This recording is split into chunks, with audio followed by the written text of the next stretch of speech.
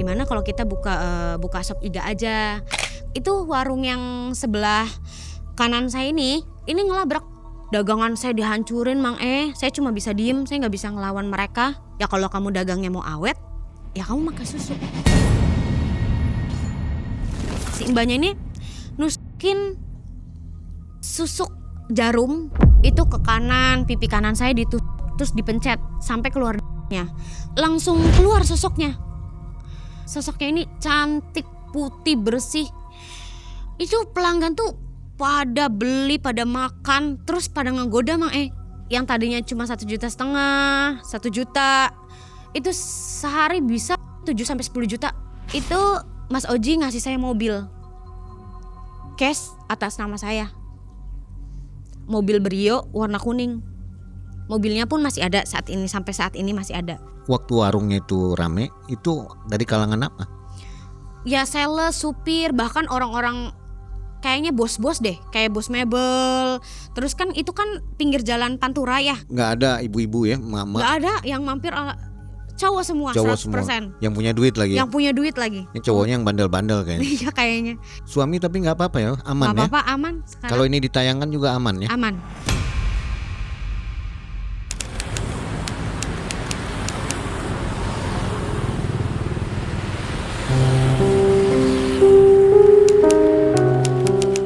Pada malam hari di depan gang yang tampak sepi, Teh Sasa menanti kedatangan tim malam mencekam seorang diri. Ia berdiri dengan wajah tenang di malam remang, menunggu jemputan untuk membawa kisah terlarang.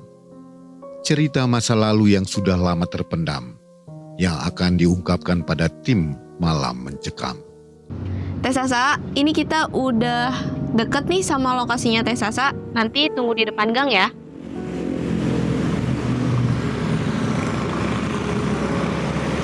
Iya siap Mbak Bila, aku udah di depan gang nih, udah nungguin. Tentang perjuangan seorang pedagang sop iga untuk melawan gangguan dari para pesaing usaha. Ramainya pembeli menghadirkan rasa iri dengki. Lapaknya hancur, didatangi pesaing yang sakit hati. Hingga jalan sesat dipilih demi mengembalikan usaha.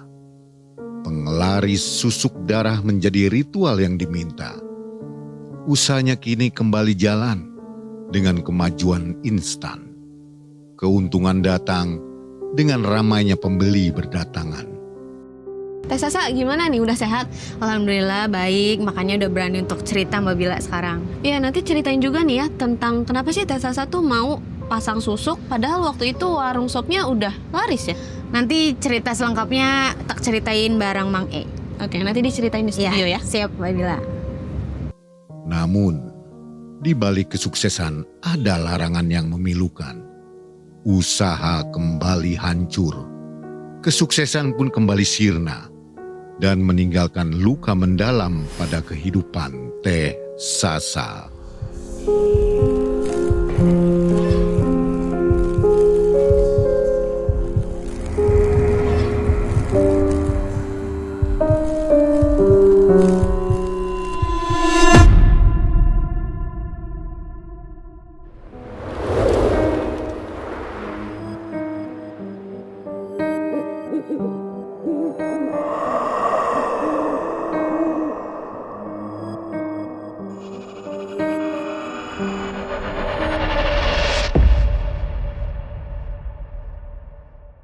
Assalamualaikum warahmatullahi wabarakatuh. Waalaikumsalam warahmatullahi wabarakatuh. Sobat, jalan pintas mungkin terlihat cepat, tapi selalu ada harga yang harus dibayar.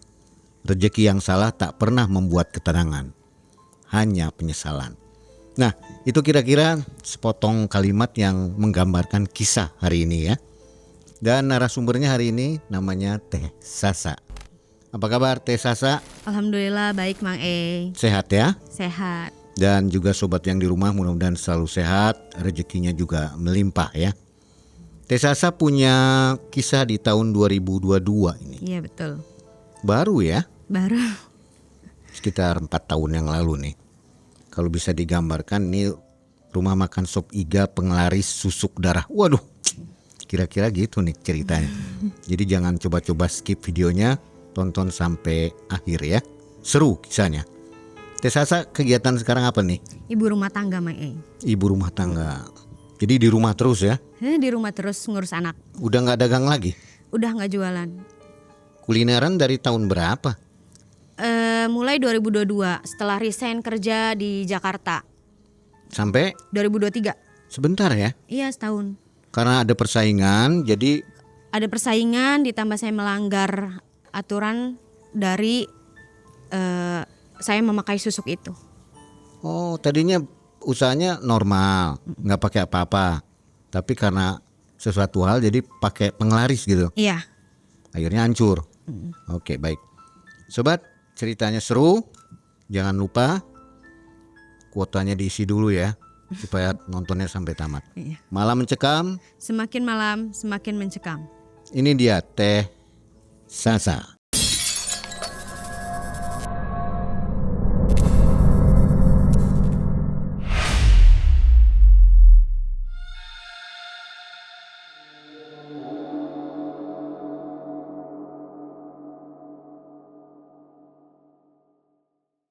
Jadi awal mulanya itu saya bekerja di Jakarta di tahun 2021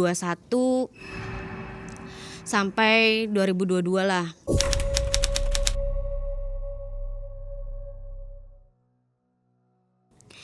Itu saya tuh mulai kerja saya nabung, saya ngirit Mang E. Karena saya udah nggak mau kerja sama orang. Saya udah nggak mau ngikut-ngikut orang, apalagi merantau udah capek. Akhirnya saya nabung, saya pulanglah ke kampung. Saya pulang dari Jakarta itu saya punya modal, punya tabungan itu sebesar 12 juta rupiah. Sesampainya di rumah tuh saya berbincang lah sama orang tua. Kayak, "Mah, kayaknya Mbak udah gak mau kerja sama orang. Kayaknya Mbak mau buka usaha aja di sini. Tapi dibantuin Mamah ya."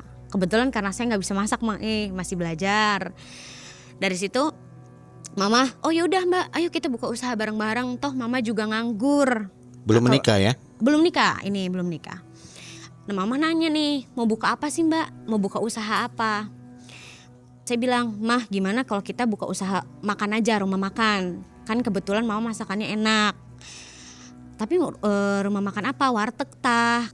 Terus aku bilang, "Jangan deh Mah, warteg udah terlalu banyak. Gimana kalau kita buka sop iga aja. Kebetulan kan Mama masakannya enak nih Mang Masak sop iga nih enak banget lah, juara menurut saya anaknya ya. Pantas lah untuk dijual." Akhirnya sepakat dari situ. Keesokan harinya itu saya sama Mama nyari lapak Mang Dari jam 10 pagi saya keluar sama Mama tuh nyari lapak. Sepanjang jalan gak ada lapak yang dibuka, yang dikontrakin. Sepanjang jalan gak ada lapak yang dijual, gak ada sama sekali. Akhirnya di jam 3 sore itu saya mampir lah sama Mama nih ke warung buat makan. Kebetulan saya sama Mama nih dari pagi nih belum makan. Akhirnya melipir ke warung. Dari situ tuh ketemulah saya sama teman saya Mang yang punya warung itu tuh. Namanya Ita. "Lah, Sa, kamu bukannya di Jakarta?" "Oh iya Tak, saya udah pulang. Ini saya mau buka usaha nih." "Nah, kamu kerja di sini Tak?" "Enggak, ini yang punya warung saya Sa." Dari situ obrolan itu saya berpikir, "Oh Tak, gimana sih cariin lapak? Emang kamu belum dapet Ta?" "Belum." "Oh ya udah, nanti saya bantu cari lapak. Nomor kamu yang mana?" Akhirnya saya sama Ita nih komunikasi nih Mang Tadinya kan kita komunikasinya tuh kayak lewat Facebook sama Instagram. Kita gak ada tukaran WhatsApp lah. Nah kemarin itu karena saya ada perlu sama Ita, akhirnya kita tukaran WhatsApp nih. Nah di jam 9 malam itu setelah saya pulang nyari lapak, sore itu jam 9 malamnya itu Ita nelfon Mang "Sa, ini ada lapak nih, lapak kosong, mau dikontrakin tapi full renov. Kamu mau nggak?" "Oh ya udah, mau Tak, tapi saya ngobrol dulu sama Mama. Saya ngasih tahu Mama dulu." Akhirnya selesai tutup telepon itu saya ngobrol sama Mama, "Ini Ita ngasih lapak, tapi full renov. Mau lihat ngecek ke sana nggak?" Kata Mama, "Yaudah ayo, lumayan tuh, misal strategis kenapa kita nggak ambil?" Kata Mama. Keesokan harinya saya datanglah ke warung Ita Mang Datang tuh sama Mama berdua. Si Ita bilang, "Ayo Sta, saya kesana ketemu sama orangnya." Nah orangnya udah nungguin nih di lapaknya. Kebetulan si Ita sama yang punya lapak nih udah WA-an. Jadi kita tinggal nunggu kesana aja gitu. Ketemulah sama yang punya lapak ini. Ketemu yang punya lapak ini nih mintanya per tahun Mang Per tahunnya ini 5 juta. Sedangkan saya kan pengusaha baru ya. Mau buka usaha baru jadi takut. Akhirnya saya mintalah negosiasi sama yang punya lapak ini nih. Boleh gak sih Pak setengah tahun dulu. Si yang punya lapak mengiyakan, dibolehkan deal di harga 3 juta Mang di 6 bulan itu. Ita bilang, Sa kamu besok harus renov nih. Jangan buang-buang waktu lama karena waktunya cuma 6 bulan. Kalau dagangan kamu laris, kalau dagangan kamu maju, kamu perpanjang nih kontraknya 6 bulan lagi juga gak apa-apa. Kata si Ita ngomong kayak gitu.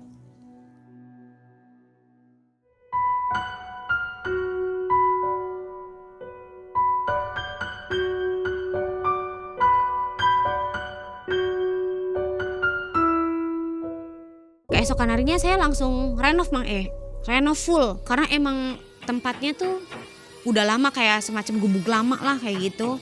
Pakai kayu-kayu gitu? Iya pakai kayu. Akhirnya saya renov itu pakai kayak GRC, tempat duduknya saya diperenakin lah, tempat buat nongkrongnya. Terus saya juga pasang wifi di warung biar orang makan kalau nggak ada kuota kan bisa scroll. Zaman sekarang kan kalau makan harus ada HP ya Mang Saya renov tuh sekitar 4 harian renov warung tuh dengan 5 tukang. Renov itu saya habis 8 juta Mang karena pakainya bener-bener renovnya full sih. Nah di situ modal saya tuh habis Mang modal saya sisa 1 juta. Saya punya tabungan kan 12 juta. Saya pakai sewa lapak 3 juta. Saya pakai buat renovasi 8 juta. Jadi kan sebelah saya megang masih 1 juta Mang Saya ngobrol lah sama mama. Kayak Mah ini modalnya kurang, gimana ya cari pinjaman ke siapa ya Mah ya. Soalnya gak mungkin dong kita ngundur lagi waktunya untuk buka warung. Akhirnya mama bilang, Mama ada tabungan Mbak 5 juta kamu pakai tapi nanti kamu balikin ya. Soalnya ini tabungan mama untuk masa tuanya mama. Akhirnya sepakat lah. Nah selang satu hari dari renov itu saya langsung buka Mah buka warung. Nah sebelum buka warung itu tuh saya sempat nanya ke Ustadz. Kayak iseng-iseng lah sama mama. Kayak Mah nanya dulu yuk ke Ustadz bukanya bagusnya hari apa biar laris lah dagangannya. Dari situ mama bilang ya udah yuk ke Ustadz Ade aja. Nah akhirnya saya sama mama nih ke Ustadz Ade. Nanya lah bagusnya saya jualan di hari apa Mang Ade. Mang Ade nih jawab kalau gak di hari Minggu hari Selasa. Badan kamu nih buka usaha nih bagusnya. Kebetulan itu malam tuh saya nanya tuh malam Minggu Mang kan gak mungkin nih saya buka hari Minggunya. Akhirnya di hari Selasa itu saya opening Mang Yang datang nih paling tetangga. Orang lewat paling 1-2. Belum banyak tamu. 1 minggu lumayan rame Mang orang-orang udah pada tahu nih dengan spanduk kita yang besar. Terus ada tulisan free wifi juga. Ya banyak lah kayak sales, supir, terus orang-orang kayak perpergian luar kota itu pada mampir. Omsetnya 1 bulan pertama menginjak lah 1.500.000-an. Lumayan ya? Lumayan Mang 1 bulan pertama itu. Standar lah tiap harinya tuh paling 1 juta, 1.500.000. Nah dari situ berjalan ke 1 bulan, 2 bulan. Nah 3 bulan ini Mang 3 bulan menginjak 4 bulan ini. Ada warung sebelah ngelabrak saya Mang Kayak gak terima karena katanya pelanggannya dia itu ke saya semua. Di jam 12 siang itu makan. Itu warung yang sebelah kanan saya ini yang gak beda jauh lah, beda 50 meter. Ini ngelabrak. Dia maki-maki saya. Dia bilang saya make pesugihan, saya make dukun, saya make susuk. Saya diomongin sampai pelanggan nih pada kabur Mang karena risih karena omongan dia. Jadi dia tuh sepi ya? Dia sepi katanya pelanggannya ke saya semua Mang Emang sebelumnya rame? Rame katanya omsetnya dia sampai menurun drastis. Katanya saya nutup warung dia lah apalah. Nah dari situ tuh saya cuma terbengong diem. Akhirnya saya cerita sama mama. Kayak kata mama udah Mbak gak usah dihirauin. Namanya juga usaha mada banyak lah yang nggak suka, apalagi kalau kitanya rame. Jangankan orang lain, saudara sendiri aja kalau kita ngelihatnya kita warungnya rame itu nggak suka. Keesokannya saya buka warung lagi. Dari situ 1 hari 2 hari lumayan rame, masih rame. Nah yang keempat hari ini Mang warung sebelah kanan saya, warung sebelah kiri saya ini ngelabrak saya lagi. Sampai semua warung lah deretan ini kayaknya sekitar 5 warungan bergabung jadi satu ngelabrak saya. Sampai mecahin etalase dagangan saya. Kayak ditonjok sama si ibu-ibu ini yang pertama ngelabrak saya. Dagangan saya dihancurin Mang saya cuma bisa diem, saya gak bisa ngelawan mereka. Saya cuma bisa diem, dagangan saya dihancurin. Ya semacam minuman, kopi-kopi itu semua burak rantak semua. Itu Saya hancur-hancuran gak dilaporin ke polisi atau gimana? Enggak, saya nggak bisa ngelawan Mak soalnya mereka banyakan dan pembeli juga pada pulang, pada pergi, nggak pada itu juga belum pada bayar mereka. Dari situ saya langsung tutup warung tuh, mereka pada pulang itu saya langsung tutup warung, saya nggak sempat beresin tuh Mang Saya pulang cerita lah sama Mama. Mah, warungnya berantakan. Tadi Mbak dilabrak lagi sama semua warung deretan kita. Mama akhirnya ya udah yang sabar. Namanya juga pedagang. Masalahnya dagangan kita sampai hancur semua Mah. Etalase juga sampai burak lah. Dari situ Mama ya udah Mama ke warung. Akhirnya Mama ke warung buat beresin semuanya. Saya cuma di kamar diem nangis, cuma mikirin gimana solusinya. Gak tau kenapa si Ita nih nelfon Mang Sa, gimana warungnya? Rame. Saya tuh jawabnya sambil sesegukan Mang karena nangis kan, lagi nangis. Iya tak, warung sih rame, cuman saya ini dagangan saya hancur. Warung-warung sebelah saya ini pada ngelabrak saya tak. Bilang saya pakai susuk, bilang saya pakai pesugihan, bilang saya ngirim-ngirim santet, apalah segala macem. Nah si Ita nih bilang, yang benar, iya. Yang warung mana? Ita nanya. Ya semuanya tak. Bahkan kayaknya ada deh 5 ibu-ibu. Saya 5-6 orang lah. Ibu-ibu itu ngerabrak saya semua. Katanya warung mereka sepi. Katanya gara-gara saya. Katanya pelanggan dia nih pada datangnya ke saya. Gak pernah makan di dia lagi. Nah si Ita ngomong gini Mang kalau dagang itu kalau mau aman pakai sesuatu Sa. Orang dagang zaman sekarang itu gak ada yang gak pakai pakaian. Semuanya pakai pakaian. Maksudnya gimana tak?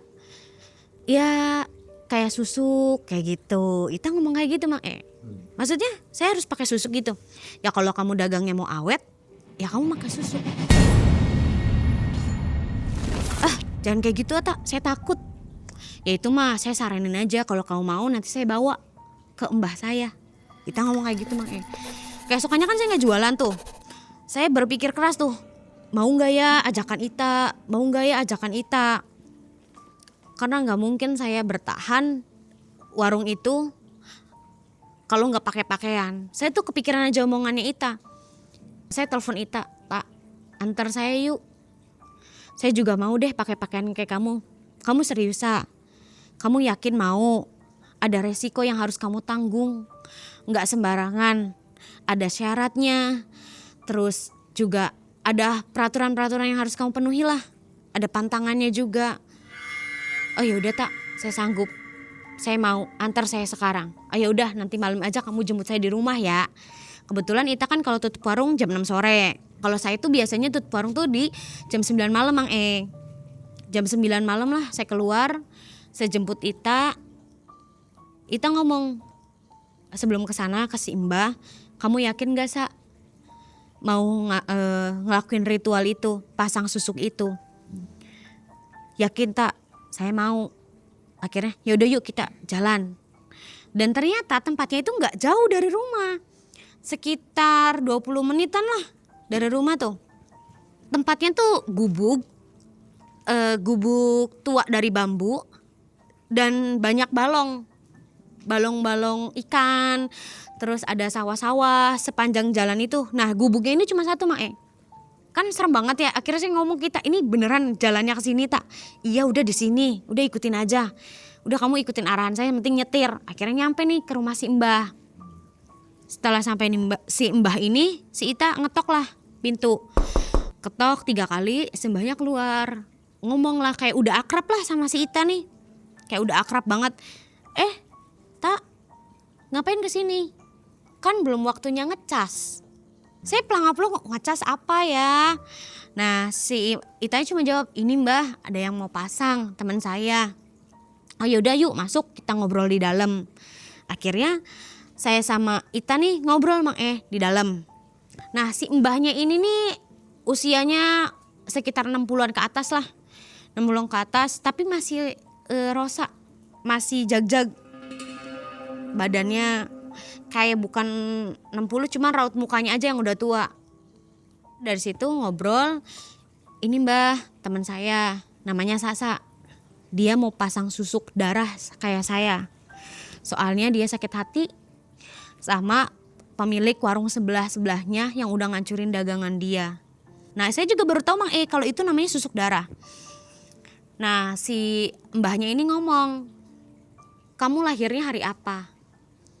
Kebetulan saya lahirnya di Jumat Kliwon Si mbahnya bilang, oh yaudah kamu kesini lagi Jumat Kliwon bawa persyaratan yang dibawa nanti buat ngelakuin ritual. Apa aja mbah syaratnya? Bawa ayam cemani 1 ekor. Kalau kamu gak sanggup nyari ayam cemani, saya yang beli, kamu ngasih uangnya aja ke saya. Ayam cemani aja itu 2,5 juta.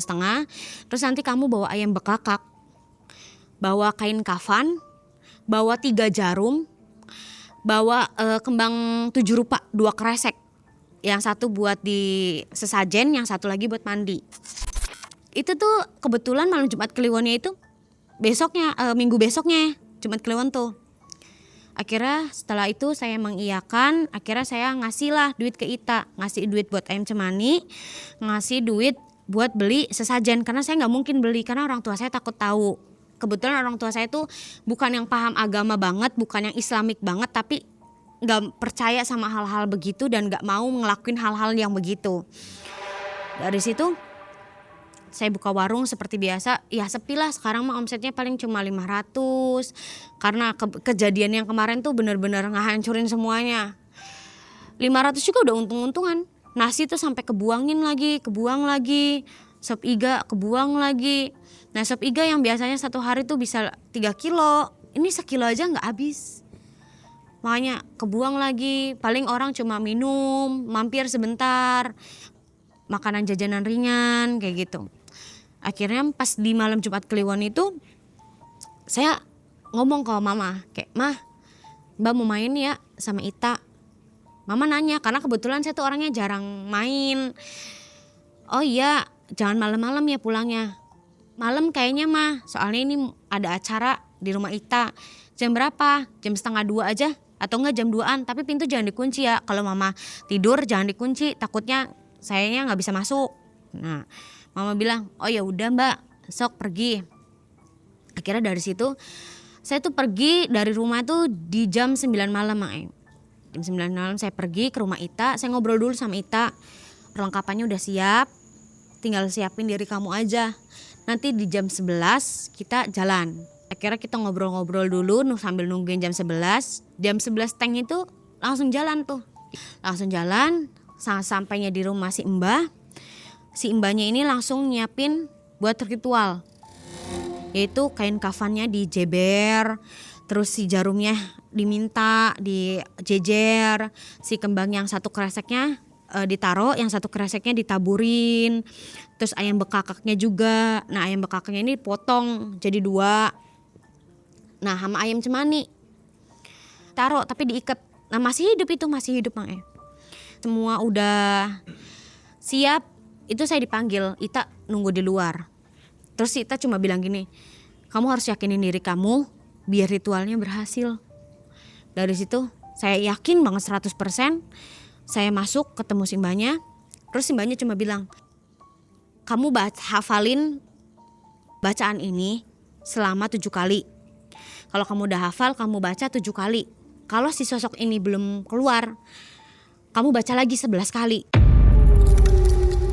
Apapun sosoknya, kamu gak perlu takut karena itu yang jadi pendamping kamu. Saya udah hafal bacaannya, ritualnya dimulai. Itu saya cuma pakai selembar kain aja, kain jarik. Soalnya full pakaian dilepas, cuma pakai kain jarik. Selama ritual itu saya cuma duduk sesila, terus saya ngafalin bacaan itu. Nah 7 kali ini langsung keluar sosoknya. Sosoknya ini cantik, putih, bersih, bersinar. Dia makainya kayak kebaya, tapi gaun memanjang.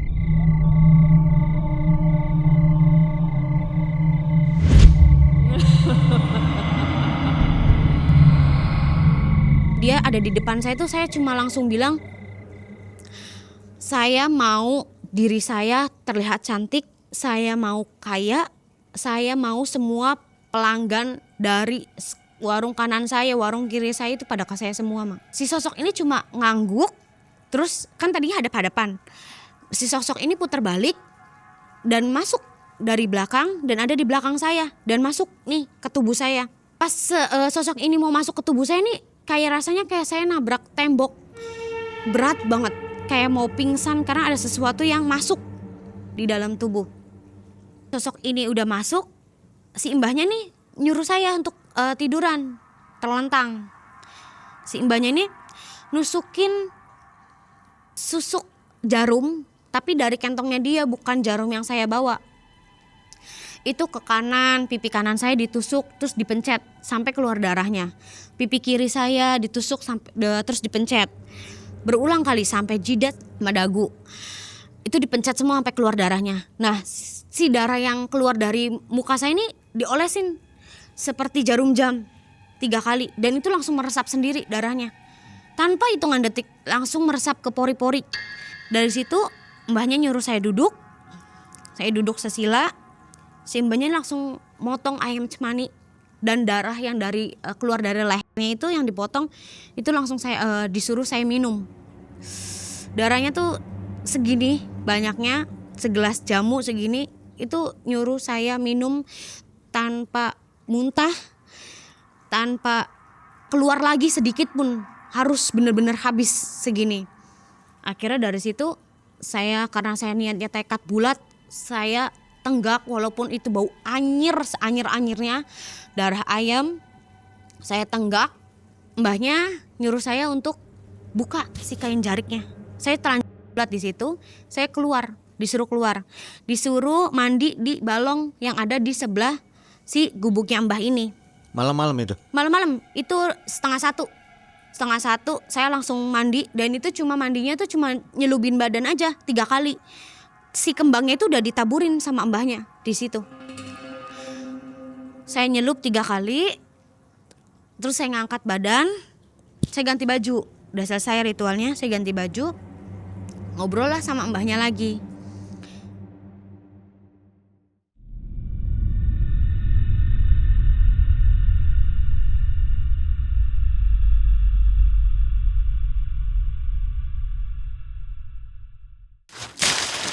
Permisi, pakai Iya, Kak. atas nama Teh Sasa. Iya betul. Udah saya izin foto. Oh iya boleh. Iya makasih. Ini paketnya saya beli topi Malam Mencekam di Malam Mencekam Store. Keren juga ya, bagus juga nih topi. Mbahnya nih ngasih tahu pantangannya. Sehabis ini kamu nggak boleh lagi makan jeroan, ati ampela, usus. Kamu nggak boleh lagi makan itu. Ditambah kamu nggak boleh ciuman, mulut sama mulut. Nggak boleh kamu main mulut. Kalau kamu berhubungan Itu dengan suami atau dengan siapa? dengan siapapun nggak boleh. Kalau kamu mau usahanya lancar, kecantikan kamu terpancar, mau orang mau ngeliat kamu cantik, kamu nggak boleh namanya berhubungan mulut sama mulut. Ditambah nggak boleh makan kayak ati, jeroan-jeroan, sama ikan emas, nggak boleh. Iya mbah, saya siap. Saya bakal ingat pantangannya. Kalau kamu melanggar itu, kamu bisa sakit, bahkan bisa amit-amit sampai meninggal kalau kamu nggak kuat. Ditambah usaha kamu bakalan hancur, bakalan sepi, kecantikan kamu bakalan memudar. Iya mbah, siap, saya bakal inget semua pantangannya. Dari situ saya nanyain mahar. Mbah, kira-kira maharnya berapa? Nah, si mbahnya ini maunya maharnya itu saya tidur sama dia sehari. Wah, ya. Dari situ, tapi saya menolak.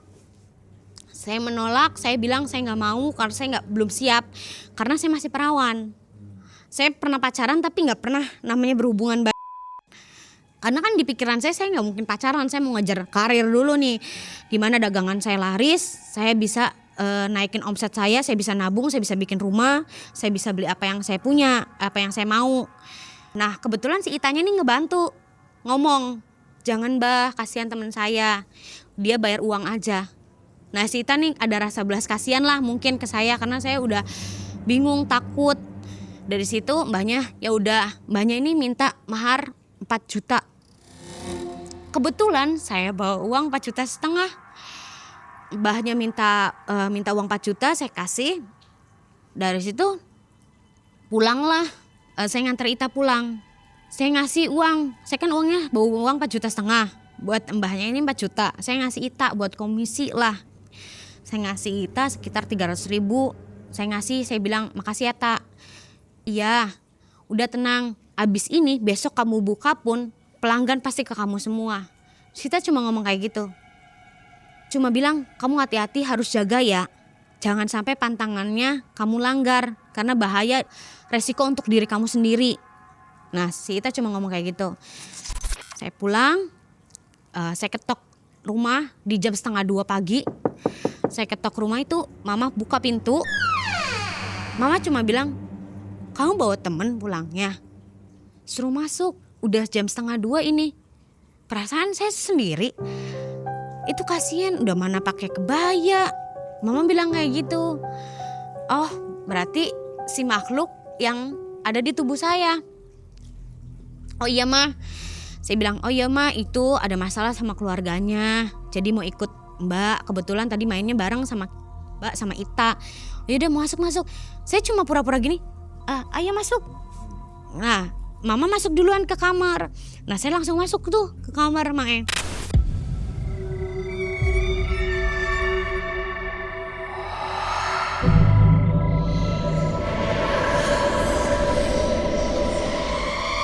Saya tutup pintu, saya bersih-bersih lah, ganti baju tidur. Mama saya tuh biasanya bangun jam 4 buat nyiapin nasi, buat dagang, sama sholat subuh. Biasanya mama juga bangunin saya untuk sholat subuh. Mama nih masuk ke kamar, Mbak bangun. Mana teman kamu Mbak? Teman kamu yang tadi malam, katanya nginap, kok udah gak ada aja? Iya balik lagi mah. Soalnya dia mau nginep aja di rumah Ita, katanya gak enak sama mama. Kenapa gak enak malam-malam pulang? Udah mana cewek, kasian. Iya udah gak apa-apa. Saya cuma jawab gitu doang. Mama masak nasi, sholat, saya disuruh sholat, saya sholat juga. Saya tidur lagi tuh, setelah sholat tuh saya tidur lagi. Di jam 6 tuh bangunlah mama ngebangunin untuk buka warung. Udah buka sana, nih nasi udah mateng, sop udah tinggal ngeracik-ngeracik aja di sana. Mama saya itu gak pernah stay di warung lama, paling cuma buat masakin terus pulang. Gak pernah nungguin warung 24 jam atau stay di situ sampai warung tutup tuh gak pernah. Paling pagi ke situ nganterin nasi atau enggak bikin sopnya, nanti terus udah selesai semua pulang. Dari situ saya buka warung, mama saya juga lagi masak sop, itu pelanggan langsung berdatangan. Tiba-tiba pagi-pagi, biasanya pagi kan jarang. Paling rame-rame tuh di jam 12 sampai jam 1 lah, rame orang istirahat. Berdatangan, mama terheran-heran, cuma masih pagi tumben Mbak udah rame aja. Udah mah alhamdulillah, namanya juga orang dagang gak tahu rezeki mah. Dari situ mama bilang oh ya udah itu udah matang semua, mama pulang dulu mau nyuci baju.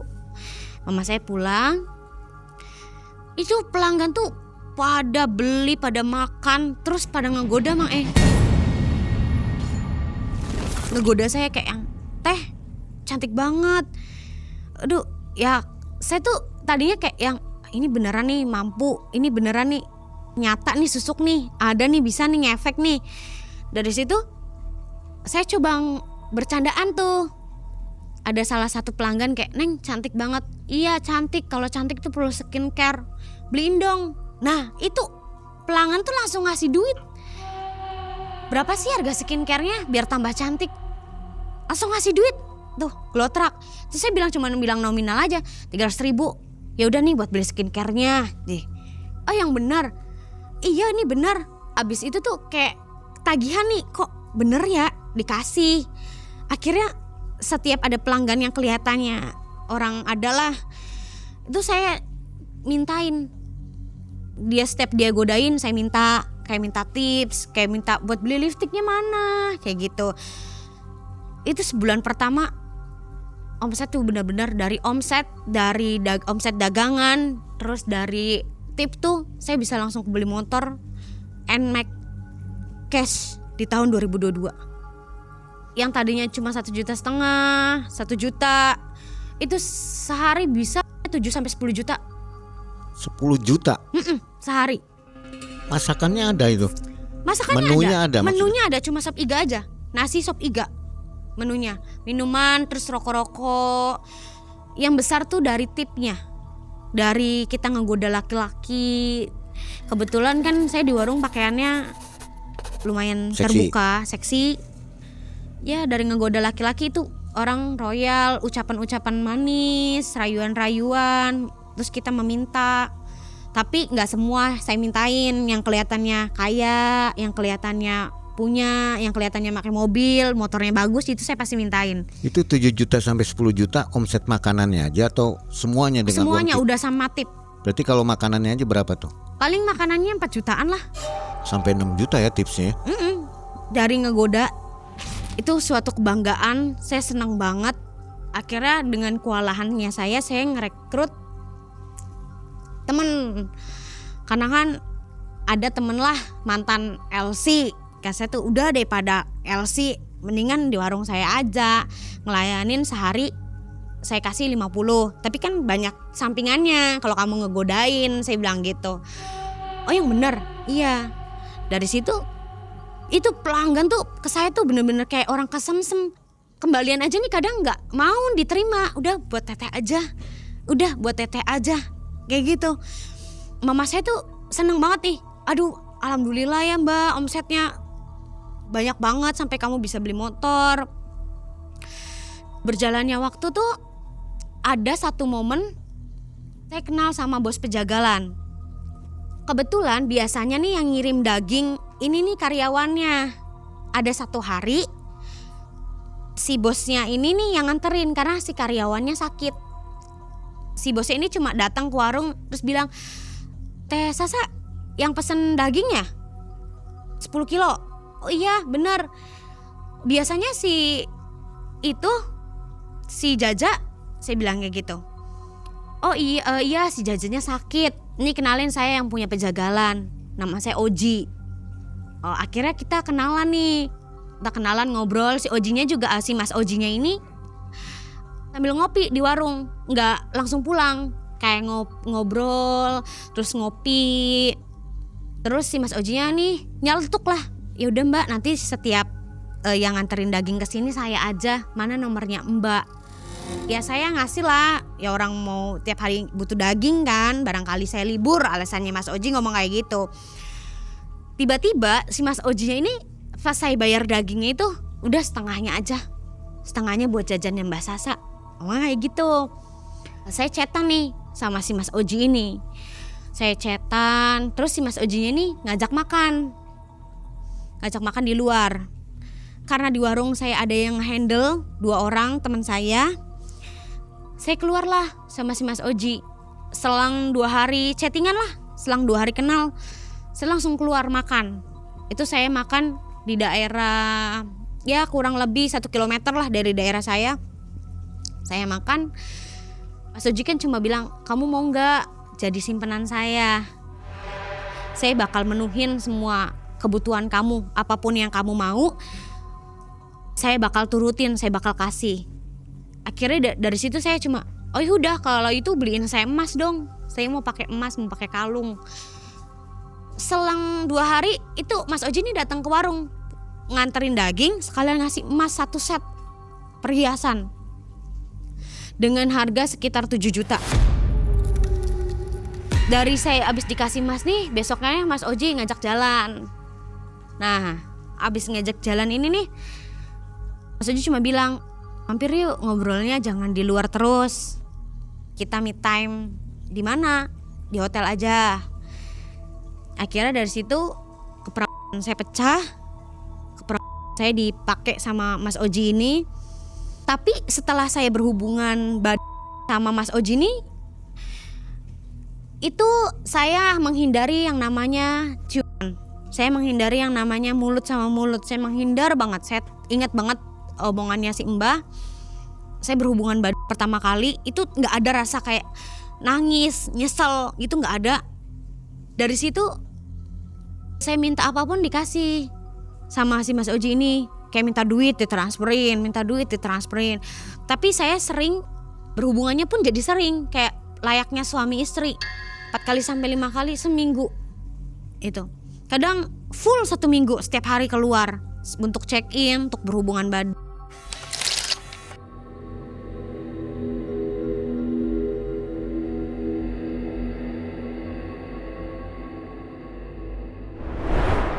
Akhirnya saya berjalan hubungan sama Mas Oji 3 bulan lah.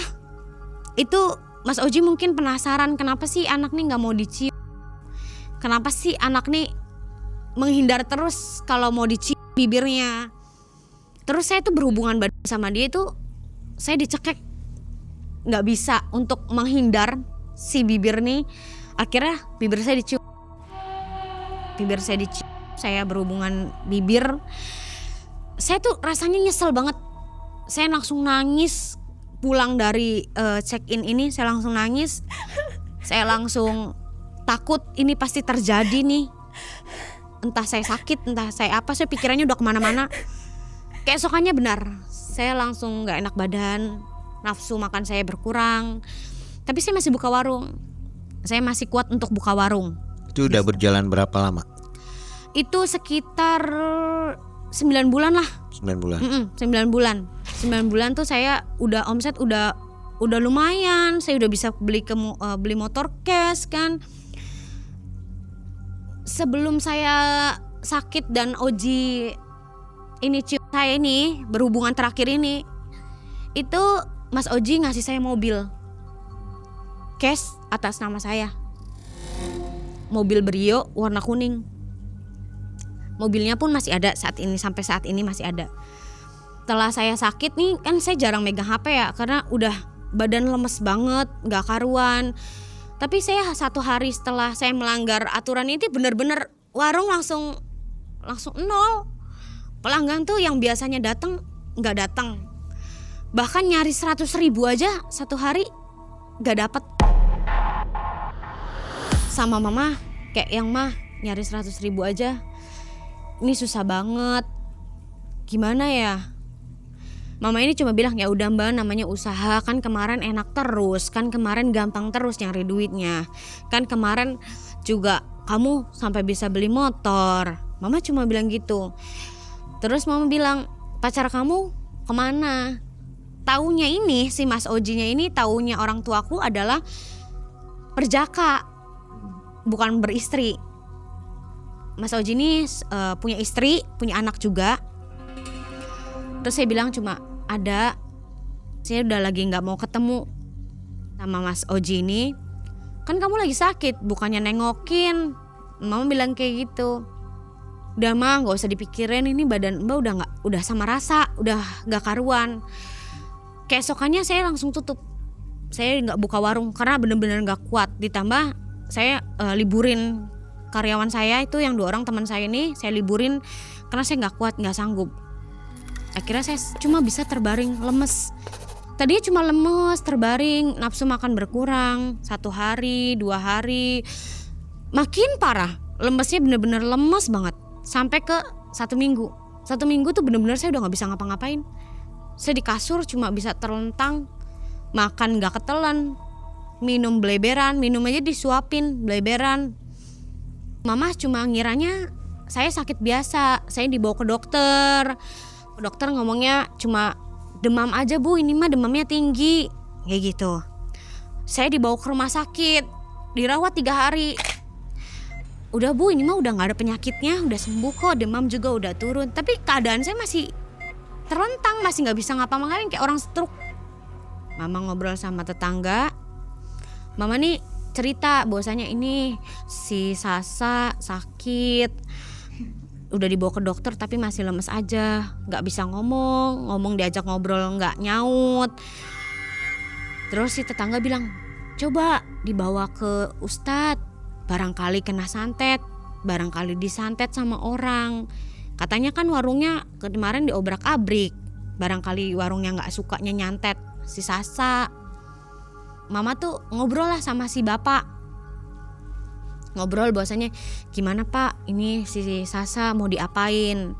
Nah si bapak cuma bilang ya udah dibawa ke pesantren aja tah, ditirakatin. Akhirnya saya dibawalah ke pesantren Mang Ai.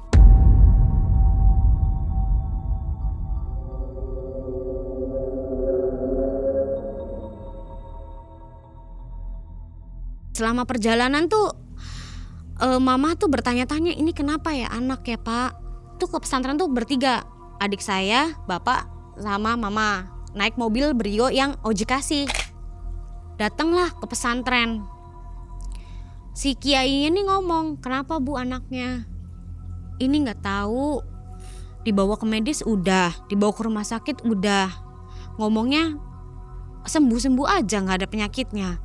Minta dibantu Ustadz, minta dibantu ditirakatin aja, barangkali ada yang gak suka sama anak saya. Kebetulan anak saya tuh kemarin sempat ada masalah berapa bulan yang lalu sama tetangga-tetangga warungnya. Kebetulan anak saya ini buka usaha warung. Ustadznya cuma bilang, oh ya udah, saya tirakatin, nanti ibu kesini lagi seminggu lagi lah ya kesini. Dari situ saya ditirakatin ngaji. Hari pertama saya masih kayak gitu, hari kedua, ketiga itu ditirakatinnya tuh ngaji bergilir. Jadi setiap santri tuh per jamnya tuh ada jam-jamnya, tapi 24 jam tuh saya ngajiin terus tiap hari. Ngajiin tapi nanti ada yang ngasih makan sesendok kayak gitu, sesendok. Tapi makannya kayak bubur kayak gitu yang lembut-lembut lah, yang gampang ketelan, langsung ketelan.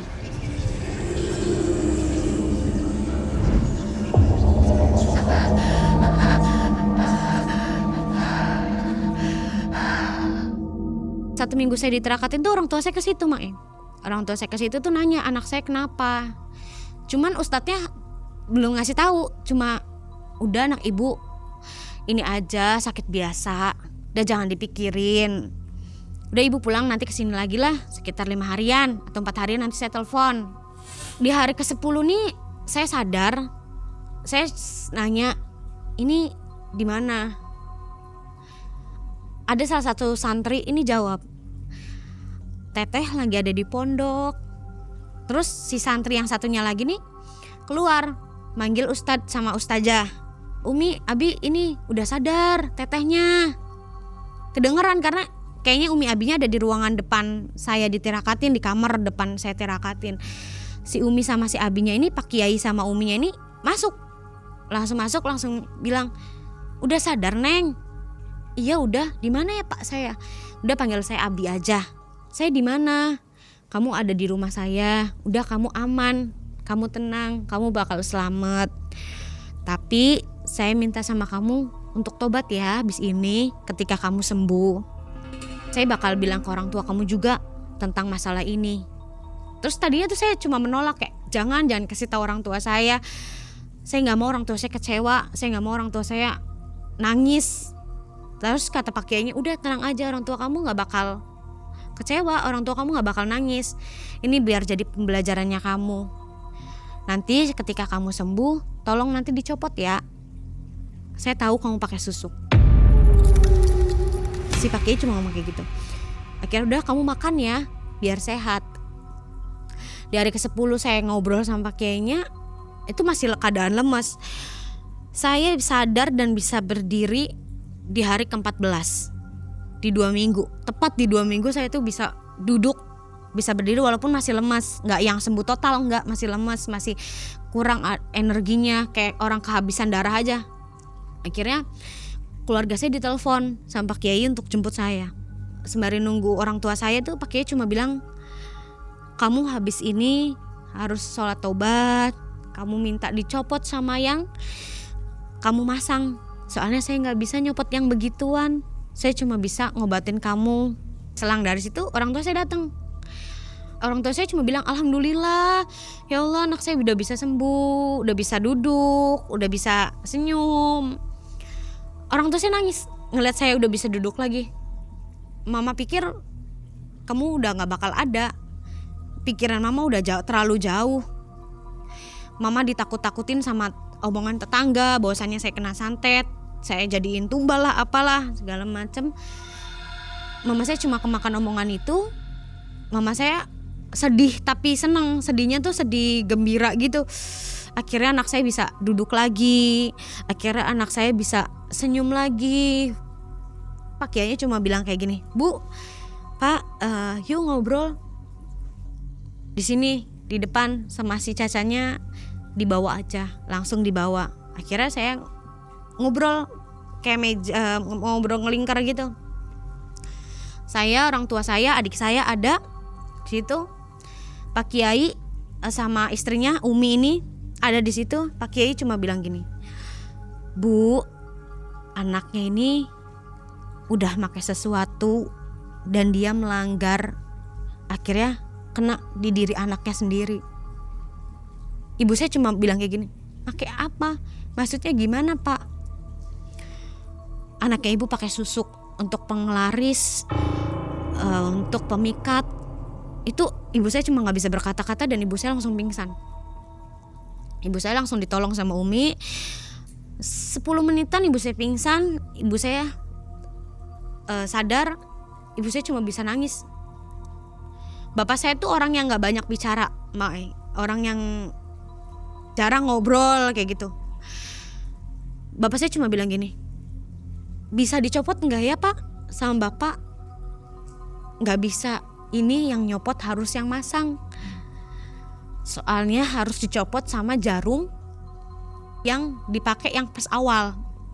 Setelah pulang dari sini istirahat dulu. Sekiranya udah fit, udah bisa jalan, kamu datang ke si Mbah ini yang kamu pasang, kamu copot. Saran dari saya itu kamu harus copot susuknya biar kamu hidupnya tenang. Ibu saya cuma bilang, ya Allah Mbak, siapa yang ngajarin kamu? Mama tuh gak pernah ngajarin kamu untuk pakai pakaian begitu. Mama tuh gak pernah namanya ngajarin kamu untuk ngajarin pakai dukun, pakai pakaian begitu. Mama tuh selalu ngajarin kamu untuk minta sama Allah, sholat, ngaji, berdoa. Udah minta rezekinya yang halal-halal aja sama Allah.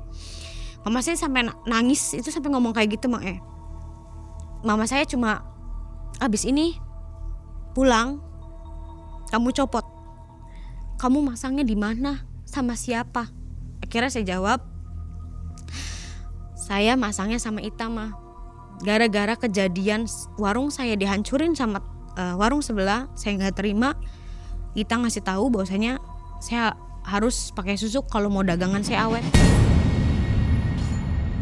Orang tua saya cerita banyak sama si Ustadz bahwasanya pantes ya Pak, anak saya pakai pakaian. Soalnya saya sering ngelihat anak saya nih ada di kamar. Jadi si sosoknya ini nyerupain saya. Kayak saya ada di kamar lagi sisiran, saya ada di kamar lagi tidur. Padahal mama saya tahu kalau saya ada di warung. Tapi tuh ada sosok itu tuh. Nah, adik saya juga ngomong, bahwasanya ngomong kayak gini, oh iya, Empik juga sering ngeliat Mbak. Itu anak kecil bungkuk matanya merah, itu sering bolak-balik kamarnya Mbak. Tapi Empik mah gak takut, pikirnya haluan Empik aja, tapi tuh sering.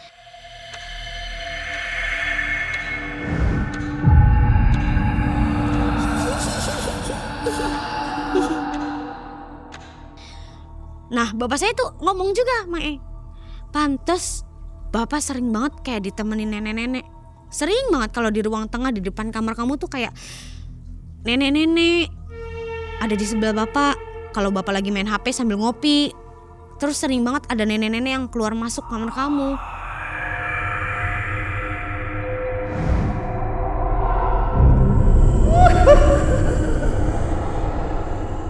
Padahal kalau dilihat dibuka langsung kamarnya nggak ada wujudnya. Itu Pak Ustadz cuma ngomong kayak gini, itu adalah sosok-sosok yang nemenin anak ibu, sosok-sosok yang dimasukkan ke dalam tubuh anak ibu selama anak ibu masang susuk. Kalau mau sosok-sosok itu hilang, copot. Sarannya adalah dicopot susuknya. Setelah sehat, minta temennya buat nganter si anak ibu ini, si Sasa, untuk minta copot. Saya tuh pulang dari pesantren 1 minggu lah. 1 minggu saya udah lumayan sehat, saya telepon Ita. Ita cuma bilang, kamu selamat Sa, antar saya untuk copot. Nah si Ita bilang, kalau kamu mau copot nungguin malam Jumat Kliwon sesuai hari lahir kamu juga. Alhamdulillah kamu selamat ya. Kamu ditirakatin di mana? Adalah saya di pesantren. Kamu kenapa bisa ngelanggar aturan? Diingetin terus-terusan sama saya. Sering saya WA, sering saya telepon kamu. Kenapa kamu? Saya dijebak karena saya selalu hubungan badan sama pacar saya nih. Pacar saya kayaknya penasaran kenapa bibir saya nggak mau dicium. Sita cuma bilang, ya udah yang penting kamu selamat. Kamu yakin mau copot? Ya saya yakin mau copot. Saya orang tua saya udah tahu. Mama saya narik telepon nih ke Ita, bilang dengan tegas tuh, tak antar si Sasa copot susuknya. Dimana kamu nganter si Sasa waktu itu pasang? Saya minta segera. Gak bisa bu, gak bisa segera, nungguin malam Jumat Kliwon. Si mama saya cuma bilang, ya udah anterin ya sampai si susuknya ini lepas. Nunggu ke malam Jumat Kliwon tuh kayaknya ada 3 mingguan. Di malam Jumat Kliwon itu Ita di jam 9 malam jemput saya. Ita minta maaf ke orang tua saya kayak, mah maafin Ita udah ngejerumusin si Sasa untuk makaian begini. Maafin Ita ya mah. Akhirnya mama saya cuma, ya udah tak, sekarang ibu minta tolong ater si Sasa copot nih susuk. Ibu nggak mau ada terjadi apa-apa lagi. Kasihan ke badan si Sasa, habis badannya, rambutnya habis, badannya habis. Bu, Ita mau antar. Ya udah Ita berangkat dulu sama si Sasa ya. Akhirnya saya berangkat sama Sasa ke si dukun ini, si mbah ini. Selama perjalanan kita beribu minta maaf sama saya. Ita kayak, maaf saya udah jerumusin kamu ya Sa, maaf ya saya udah jerumusin kamu, gara-gara saya kamu jadinya begini, gara-gara, sampai nangis Ita. Sesampainya di rumah mbah yang saya ngelakuin ritual itu, gelap banget, nggak ada lampu. Tadinya tuh ada lampu cuman kayaknya wattnya kecil, jadi kayak kiep-kiep gitu. Di situ gelap banget, gelap gurita, nggak ada lampu. Ada juga lampu yang di arah balong, patokan balong, ujung balong ada itu lampu. Nungguin diketok-ketok, nggak ada yang nyaut, nggak ada yang ngebuka. Nungguin lama banget di situ. Di jam 10:30, saya sejam setengah lah nunggu di situ sama si Ita karena saking pengen dicopotnya. Ada yang lewat, Mang si Ita nanya, Pak, punten, si mbah ini kemana ya? Oh, si mbah udah meninggal seminggu yang lalu. Di situ saya langsung nangis jengkar. Itu gimana tak? Saya gimana nggak bisa nyopot? Ini gimana saya nyopotnya? Saya berdosa bangetin sama orang tua saya.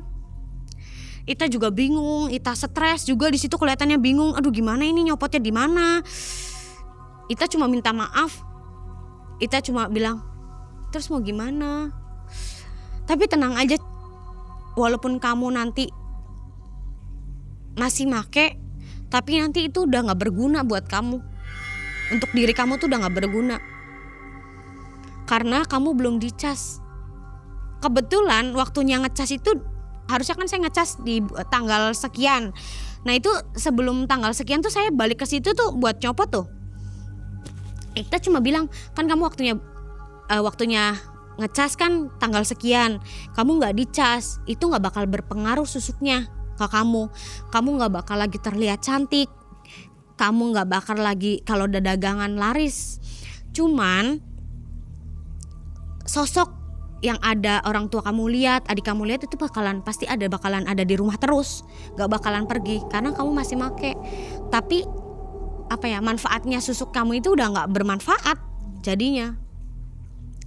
Dari situ saya cuma bisa nangis, saya cuma bisa diem, saya cuma bengong. Ita ngajak ngobrol pun sepanjang jalan untuk pulang, Ita ngajak ngobrol, saya cuma nggak jawab sekalipun. Saya cuma mikir ini orang tua saya bakalan kecewa banget, orang tua saya bakalan gimana lagi, cari kemana lagi. Sesampainya di rumah, orang tua saya nanya udah dicopot. Si Ita cuma jawab, mbahnya meninggal bu, maafin Ita. Tapi ibu tenang aja, susuknya gak bakal berpengaruh lagi. Tapi si makhluk gaib ini bakalan terus ada di rumah ibu. Kayak yang anak kecil, nenek-nenek, bahkan yang nyerupain si Sasa pun pasti bakalan ada di sini. Ibu saya cuma bilang, yakin anak saya gak bakalan sakit lagi? Dengan tegas itu ke Ita, dengan kayak nada marah. Si Ita cuma bilang, iya bu, yakin. Ita juga sekarang masih make. Gak bakalan ada yang ngaruh karena keluarga Ita juga pada make semua. Ita jamin 100%. Ibu saya cuma bilang, ya udah tak, makasih banyak. Tolong kamu jangan ngehasut teman-teman kamu lagi. Kasian nanti kayak si Sasa. Dari situ Ita pulang. Terus saya cuma sujud ke orang tua saya minta ampun, saya udah gak mau lagi. Saya udah gak buka warung lagi, Mai. Warung saya tutup. Saya mulihin diri. Harta saya, motor saya hilang, kejual untuk berobat saya, untuk makan keluarga saya. Kebetulan bapak saya gak kerja. Bapak saya kerjanya kuli. Ibu saya ibu rumah tangga. Adik saya masih sekolah. Jadi motor saya dikejual untuk sehari-hari. Terus dari situ mobil yang dikasih tuh BPKB-nya disekolahkan untuk biaya hidup saya karena saya udah gak berani buka usaha.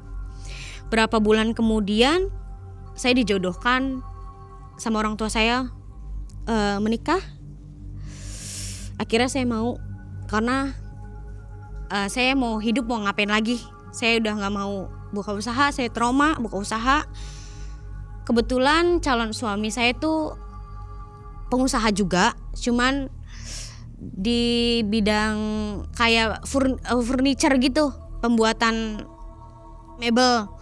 Walaupun dia cukup punya, tapi kan ada kekurangannya.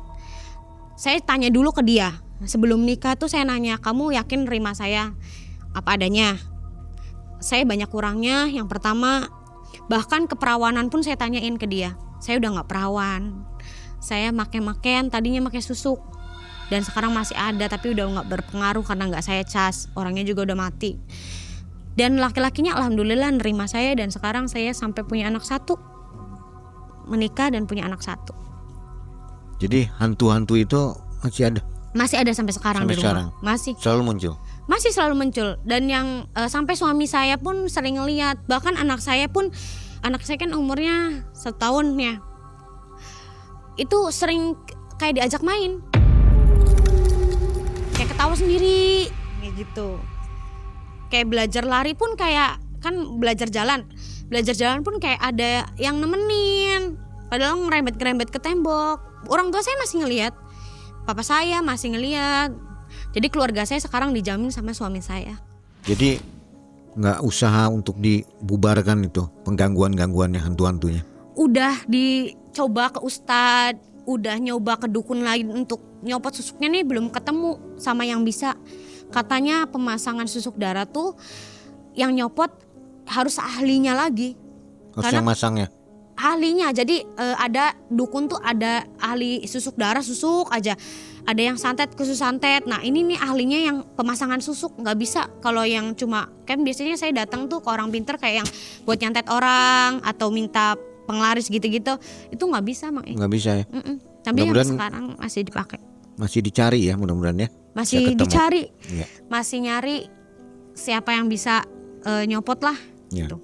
Mungkin penonton yang tahu silakan komentar ya, buat ngebantuin Teh Sasa ini. Kalau di rumah dipanggil Mbak ya. Dipanggil Mbak. Kalau di rumah. sini Teh Sasa ya. Teh Sasa. Pelanggannya itu waktu warungnya itu rame itu dari kalangan apa? Ya sales, supir, bahkan orang-orang kayaknya bos-bos deh, kayak bos mebel. Terus kan itu kan pinggir jalan Pantura ya. Jadi banyak usaha-usaha di situ kayak dealer atau kayak maksudnya toko-toko. Nggak ada ibu-ibu ya, emak-emak, Gak ada yang mampir cowok semua, cowok 100%. semua. Yang punya duit lagi. Yang punya duit lagi. Ini cowoknya yang bandel-bandel kayaknya. Iya kayaknya, yang nggak takut istri. Iya. Baik, terima kasih Teh Sasa ya. Ini ceritanya miris juga. Suami tapi nggak apa-apa ya, aman Gak ya. apa-apa, aman. Sekarang Kalau ini ditayangkan juga aman ya. aman. Sudah nerimo gitu Sudah ya. nerima, sudah mau nerima. Ya amin, mudah-mudahan samawa ya. Ya, amin. Sobat, demikian kisah menarik dari Teh Sasa. Jadi jangan coba-coba pakai susuk ya Teh. Sedikit Teh saran untuk penonton Emen. Jangan mau pasang susuk atau penglaris apapun, karena kekayaan di dunia itu bakalan sementara, nggak ada yang netap. Jadi cari rezeki yang halal, cari rezeki yang sekiranya pakai tenaga sendiri, nggak pakai bantuan jin, itu pasti lebih nikmat hasilnya. Kesuksesan pernah ada di tangan Teh Sasa. Warung sop iga itu ramai tanpa henti. Namun persaingan membuatnya goyah. Hingga akhirnya ia memilih jalan instan. Dan susuk itu harus menjadi jawabannya. Usahanya memang semakin melejit. Membuat segalanya terasa lebih mudah bagi Teh Sasa. Namun ada pantangan yang tak boleh dilanggar. Dan saat itu terjadi, tubuhnya mulai menolak, yang membuat penyakit itu datang tanpa sebab. Dan saat kebenaran terungkap, yang tersisa hanyalah sebuah penyesalan. Halo Sobat Malam Mencekam, ini waktunya buat sobat semua untuk jadi lebih dekat bersama Malam Mencekam. Ayo gabung membership sekarang juga, cuma dengan 10 ribuan. Kalian bisa dapat akses ke ratusan konten eksklusif.